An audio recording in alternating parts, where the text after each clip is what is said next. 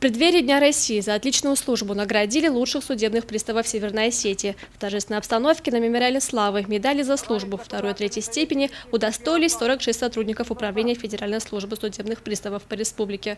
Почетные награды вручил заместитель председателя парламента Северной Осетии Гарик Кучиев. За безупречную службу, инициативу и отличие при исполнении должностных обязанностей, высокие достижения служебной деятельности, двоим сотрудникам вручены медали ветеран Федеральной службы судебных приставов. Обращаясь к сослуживцам, руководитель управления Светлана Гацоева просила не забывать о долге, о чести и о данной присяге. По ее словам, честность, порядочность и справедливость должны быть основополагающими факторами в работе судебных приставов.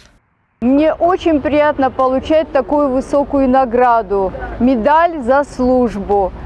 Особенно в такой торжественной обстановке, когда приглашены такие высокие гости республики, ветераны труда, ветераны войны, Великой Отечественной войны и наши сотрудники.